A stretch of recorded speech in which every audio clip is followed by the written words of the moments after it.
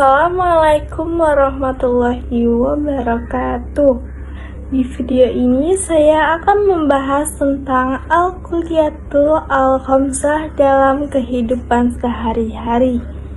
Ada yang sudah pernah mendengar apa itu Al-Kulliyatul Al-Khamsah?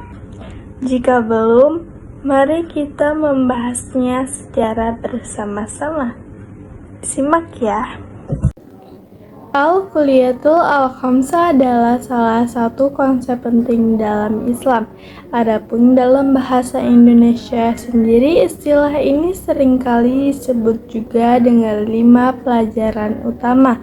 Istilah ini menjadi cerminan betapa pentingnya pendidikan dalam budaya dan agama Islam. Berbagai macam Al-Kulliyatul Al-Khamsah sendiri terbagi atas 5 bidang penting sebagai pembentukan individu dalam Islam.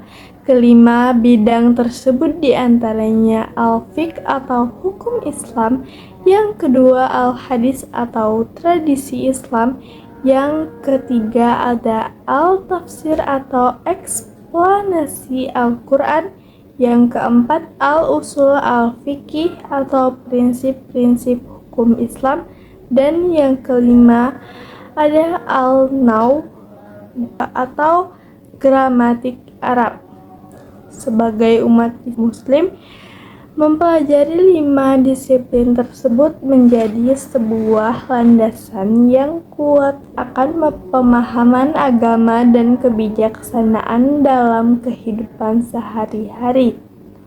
Contoh konkret dari Al-Kulliyatul Al-Khamsah dapat ditemukan dalam berbagai aspek kehidupan umat Muslim. Contohnya, ada orang ulama yang ingin memberikan fatwa, maka harus memiliki pemahaman yang mendalam terkait dengan Al-Fiqih, Al-Hadis, dan Al-Usul Al-Fiqih. Lalu apabila ada seorang guru agama Islam yang berfokus pada Al-Tafsir dalam pengajarannya kepada para siswa untuk memahami Al-Quran, pada intinya Al-Kulliyatul Al-Khamsah merupakan konsep yang kaya dan penting dalam Islam. 5 bidang tersebut memiliki peran dalam membentuk pemahaman dan praktik agama. Nah, lantas apa arti dari Al-Kulliyatul Al-Khamsah? Apa saja contoh penerapannya dalam kehidupan sehari-hari? Dan apa manfaatnya? Berikut ini penjelasan lengkap mengenai Al-Kulliyatul Al-Khamsah. Mari kita mengenal tentang Al-Kulliyatul Al-Khamsah lebih dalam. Al-Kulliyatul Al-Khamsah terdiri dari 2 kata, yakni Al-Kulliyatul artinya prinsip dasar dan Al-Khamsah artinya 5. Secara istilah, Al-Kulliyatul Al-Khamsah diartikan sebagai 5 prinsip dasar hukum Islam yang bertujuan mewujudkan kemaslahatan. Dan apabila hal ini tidak ada, maka akan muncul kerusakan. Kata Al-Kulliyatul Al-Khamsah sering disebut dengan maqasid Al-Khamsah atau 5 tujuan, dan ad-daruriyat Al-Khamsah yaitu 5 kepentingan yang vital. Kelima prinsip dasar hukum Islam tersebut diantaranya menjaga agama atau hifzu ad-din, yang kedua menjaga jiwa atau hifzu an-nafs, yang ketiga menjaga akal atau hifzu al-aql, yang keempat menjaga keturunan atau hifzu an-nas, yang kelima menjaga harta atau hifzu al-mal. Para ulama telah menetapkan urutan Al-Kulliyatul Al-Khamsah berdasarkan pemahaman mereka terhadap Al-Quran dan Hadis. Adapun urutan Al-Kulliyatul Al-Khamsah menurut Imam Al-Ghazali adalah ad-din, agama, an-nafs jiwa, al-aql akal, an-nas keturunan, dan al-amal atau harta. Dengan demikian, menjaga agama harus lebih diutamakan daripada menjaga jiwa. Menjaga jiwa harus lebih diutamakan daripada menjaga akal, demikian seterusnya. Pada hakikatnya, kita harus memahami bahwa Al-Kulliyatul Al-Khamsah tercermin dalam Pancasila. Ada pula prinsip yang pertama, yaitu menjaga agama atau hifdzu ad-din. Agama harus dipelihara dengan sebaik-baiknya karena agama merupakan kumpulan akidah, ibadah, dan muamalah yang mengatur hubungan antara manusia dengan Allah Subhanahu wa Ta'ala dan hubungan antara sesama manusia. Agama merupakan intisari kehidupan yang sedang berjalan di alam semesta. Menjaga agama merupakan hal penting utama yang harus kita lakukan sebelum menjaga hal-hal lain. Hal tersebut seperti dalam surah Az-Zariyat ayat 56 yang berbunyi, وَمَا خَلَقْتُ الْجِنَّ وَالْإِنسَ إِلَّا لِيَعْبُدُونَ, yang artinya, tidaklah aku menciptakan jin dan manusia kecuali untuk beribadah kepadaku. Seorang yang hidup sejahtera, namun jika akhirnya masuk ke neraka, maka semua itu hanya sia-sia. Kehidupan di akhirat sifatnya abadi.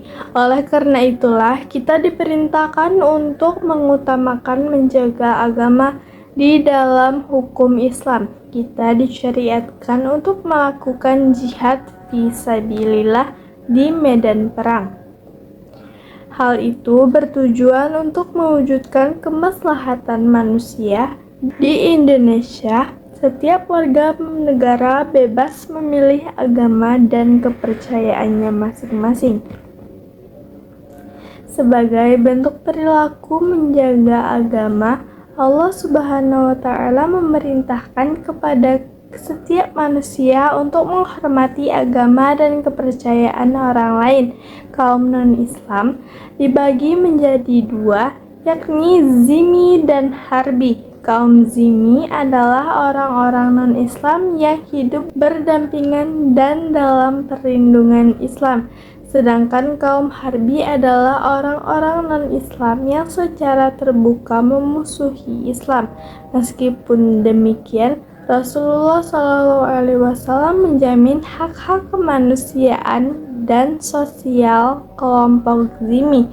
Sementara itu, Islam bersikap keras apabila kaum harbi secara terang-terangan memusuhi Islam.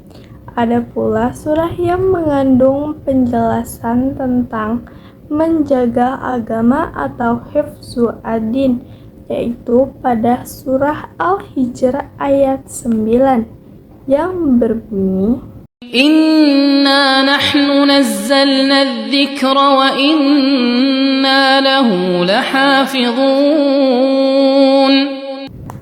yang artinya, sesungguhnya kamilah yang menurunkan Al-Quran dan pasti kami pula yang memeliharanya. Dalam tafsir wajiz atau tafsir tahlili, yaitu untuk membuktikan kebenaran pengakuan Nabi Muhammad bahwa ayat-ayat yang disampaikan benar-benar berasal dari Allah. Dia berfirman, sesungguhnya kamilah yang menurunkan Al-Quran melalui perantara malaikat Jibril yang diragukan oleh kaum kafir itu, dan pasti kami pula bersama malaikat Jibril dan kaum mukmin yang selalu memelihara keaslian, kesucian, dan kekekalannya hingga akhir zaman. Setelah mengetahui apa itu menjaga agama atau hifdzu ad-din, selanjutnya ada pula menjaga jiwa atau hifdzu an-nafs. Menjaga jiwa atau hifzu an-nafs merupakan urutan kedua dalam prinsip al-kuliyatul al-khamsah. Setiap manusia wajib menjaga jiwa, keberlangsungan hidup manusia, serta merawat kesehatan tubuh dan rohani manusia. Islam melarang semua perbuatan yang dapat menyebabkan hilangnya nyawa seseorang. Di dalam Islam juga dikenal istilah qisas bertujuan untuk melindungi nyawa manusia. Hukuman qisas atau mati seharusnya mampu menjadikan siapapun untuk tidak melakukan tindakan yang dapat menyebabkan hilangnya nyawa seseorang atau sekelompok orang tanpa sebab yang dibenarkan oleh Islam. Pemenuhan kebutuhan pokok manusia juga termasuk dalam kategori hifzu an-nafs. Islam juga menjelaskan bahwa di dalam harta seseorang terdapat hak bagi orang lain yang membutuhkan. Dengan demikian, setiap individu wajib membantu kaum duafa, misalnya dengan cara sedekah, zakat, atau infak. Ada pula surah yang terkandung dalam menjaga jiwa atau hifzu an-nafs, yaitu pada surah An-Nur ayat 30-31 yang berbunyi, قل للمؤمنين يغضوا من أبصارهم ويحفظوا فروجهم ذلك أزكى لهم إن الله خبير بما يصنعون وقل للمؤمنات يغضضن من أبصارهن ويحفظن فروجهن ولا يبدين زينتهن إلا ما ظهر منها وليضربن بخمرهن على جيوبهن ولا يبدين زينتهن إلا لبعولتهن أو آبائهن أو آباء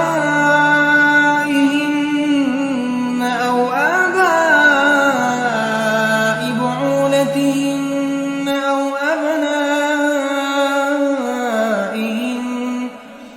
أو أبنائهن أو أبناء بعولتهن أو إخوانهن أو بني إخوانهن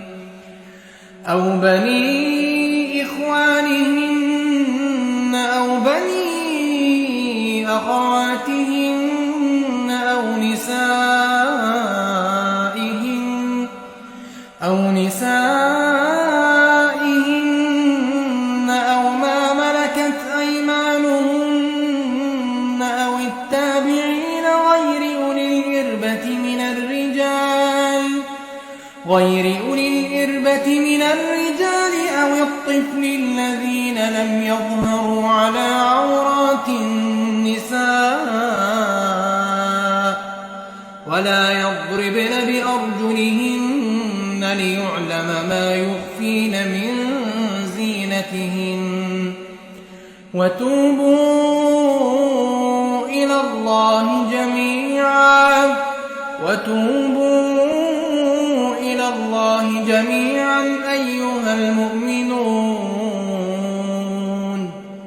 أيها المؤمنون لعلكم تفلحون. yang artinya, katakanlah kepada laki-laki yang beriman, hendaklah mereka menahan pandangannya dan memelihara kemaluannya, yang demikian itu adalah lebih suci bagi mereka.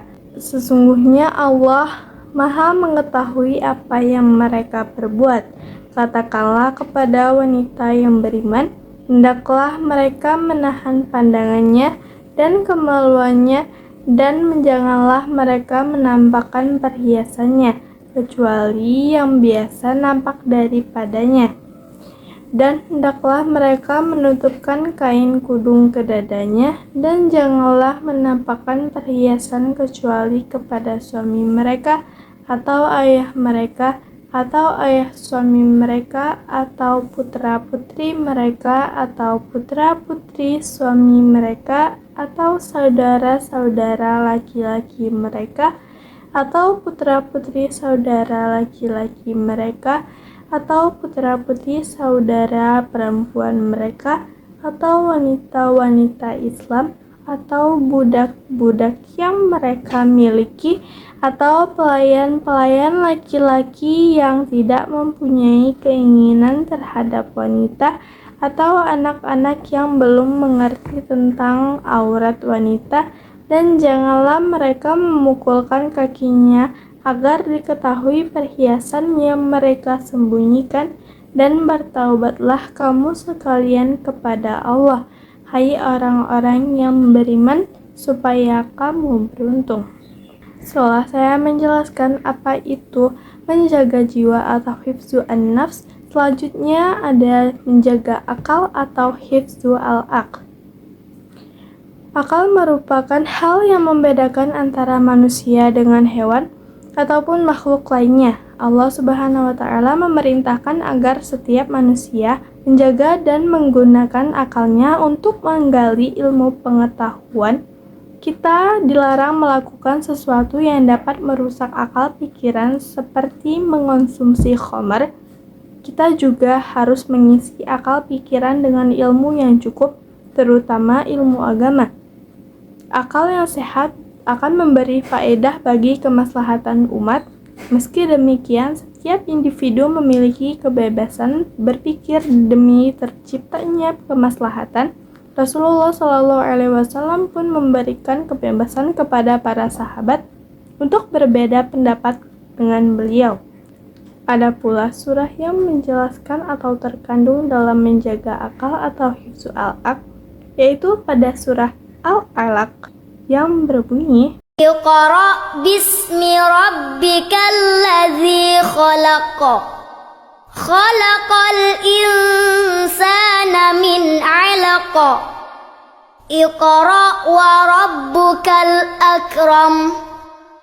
Alladzi 'allama bil qalam. 'Allamal insana ma lam ya'lam. Kalla innal insana layatgha ar-ra'ahu istaghna. Inna ila rabbika ruj'a. Ara'aital ladzi yanha 'abdan idza shalla. Ara'aita in kana 'alal huda aw amara bittaqwa. Ara'aita in kadzdzaba wa tawalla. Alam ya'lam bi anna Allaha yara. Kalla la illam yantahi lanasfa'an bin nasiyah. Nasiyatin kadhibatin khati'ah. Falyad'u nadiyah. Sanad'u zabaniyah. Kalla la tuti'hu wasjud waqtarib. bacalah dengan menyebut nama Tuhanmu yang menciptakan. Dia menciptakan manusia dari segumpal darah. Bacalah, Tuhanmulah yang maha mulia, yang mengajar manusia dengan pena. Dia mengajarkan manusia apa yang tidak diketahuinya, sekali-kali tidak. Sesungguhnya manusia itu benar-benar melampaui batas ketika melihat dirinya serba berkecukupan. Sesungguhnya hanya kepada Tuhanmulah tempat kembalimu. Tahukah kamu tentang orang yang melarang seseorang hamba ketika dia melaksanakan sholat? Bagaimana pendapatmu kalau terbukti dia berada di dalam kebenaran, atau dia menyuruh bertakwa kepada Allah? Bagaimana pendapatmu kalau dia mendustakan kebenaran dan berpaling dari keimanan? Tidakkah dia mengetahui bahwa sesungguhnya Allah melihat segala perbuatannya? Sekali-kali tidak. Sungguh, Jika dia tidak berhenti berbuat demikian, niscaya kami tarik ubun-ubunnya ke dalam neraka, yaitu ubun-ubun orang yang mendustakan kebenaran dan durhaka. Biarlah dia memanggil golongannya untuk menolongnya. Kelak kami akan memanggil malaikat Zabaniyah atau penyiksa orang-orang yang berdosa. Sekali-kali tidak, janganlah patuh kepadanya, tetapi sujud dan mendekatlah kepada Allah. Setelah saya menjelaskan tentang menjaga akal, selanjutnya ada menjaga keturunan atau hifzu an-nas.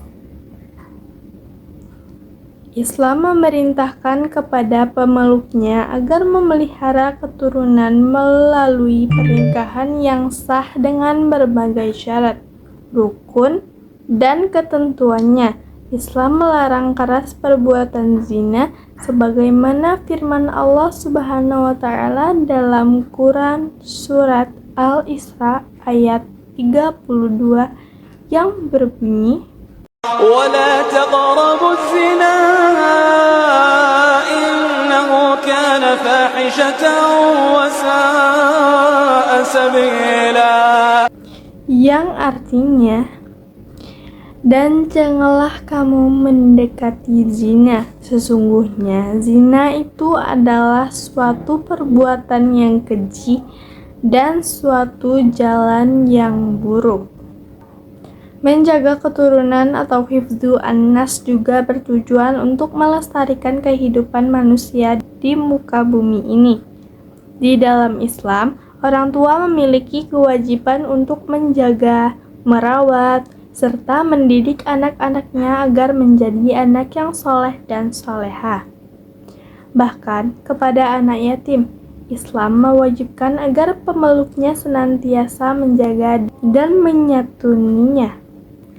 Ada surah yang menjelaskan tentang menjaga keturunan, yaitu pada surah An-Nur ayat 32 yang berbunyi, وأنكحوا الأيام منكم والصالحين من عبادكم وإمائكم إن يكونوا فقراء يغنهم الله من فضله والله واسع عليم, yang artinya, dan nikahlah orang-orang yang masih membujang di antara kamu, dan juga orang-orang yang layak menikah dari hamba-hamba sahayamu yang laki-laki dan perempuan.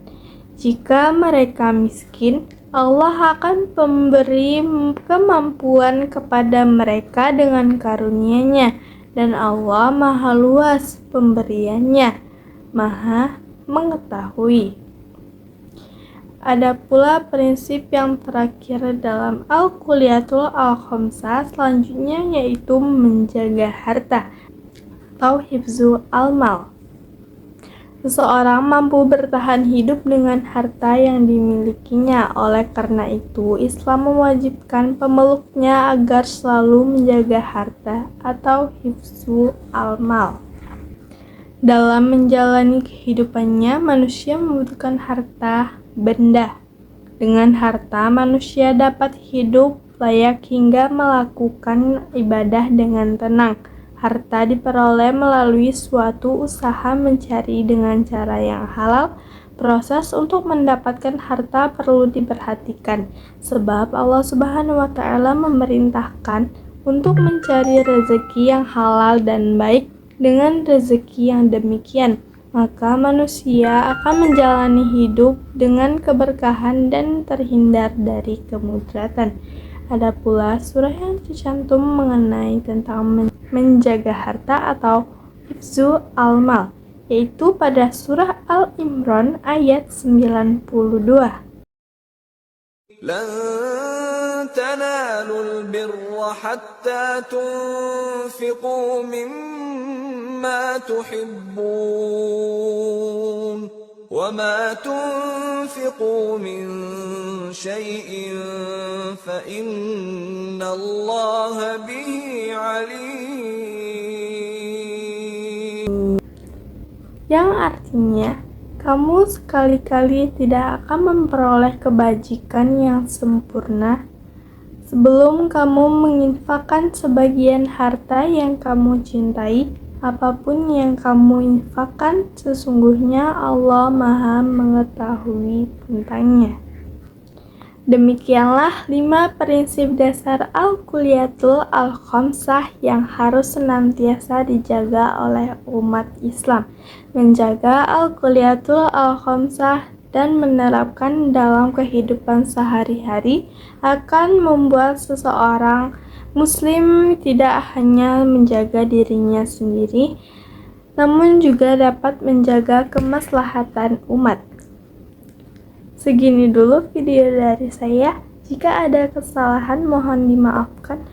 Saya akhiri dengan wabillahi taufiq wal hidayah. Wassalamualaikum warahmatullahi wabarakatuh.